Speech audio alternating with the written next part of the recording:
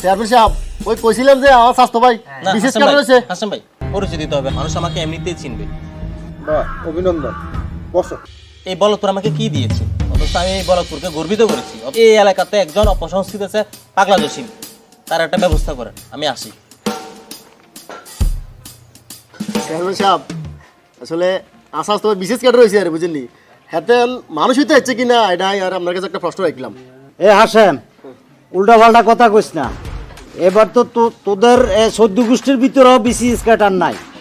তাছাড়া এই বলদপুর গ্রামের মধ্যে এই পর্যন্ত একটা বেশি স্ক্যাটার সৃষ্টি হয় নাই। আর হাগলা জোসা যে আলামত সৃষ্টি করছে, তারে এই চেয়ারম্যান সাহেব, তারে এই সমাজের মধ্যে সবাই মিলে তারে আটকানোর ব্যবস্থা করেন। প্রয়োজনে এই সমাজের লোকজন তার খাওয়া দাওয়ার ব্যবস্থা করবে, তাহলে সমাজ আমার মনে হচ্ছে ঠিক হয়ে যাবে। ভাই সাহেব ঠিকই বলছে।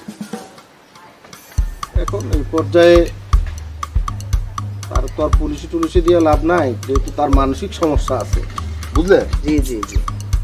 আরে একটা জায়গায় আমরা একটু হেফাজতে রেখে খাওয়া দাওয়ার ব্যবস্থা যদি আমরা করি, তাহলে সমাজটাও বাঁচলো, আমরাও অন্য জায়গা থেকে আর কোনো কথা শুনতে হইল না।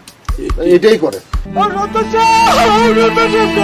আরে যদি বন্ধু করে কিন্তু করা দেখতে না, সব কাটছে আর বন্ধু করি না তো সব ষড়যন্ত্র আর বন্ধু করি না। বিরোধী দল যখন গানের কোবাই গাঙ্গা বাজা দিছিল, আই কিন্তু বাজাছি। কোন যাচ্ছে এটা গ্রামে সবাই মিলে সিদ্ধান্ত নিতে, এই না আমার কিছু করার নাই। আর মাফ করে দেন, আর আমার কিছু করার নাই। এই সৈদার সৈদার কোকো নাই, হাতে লয়ে যা, লয়ে যা, তাহলে যা ষড়যন্ত্র, সব লয়ে যা, তাহলে ষড়যন্ত্র। আমার সাথে বলো পারতি না। না, আর করে দেন আপনি।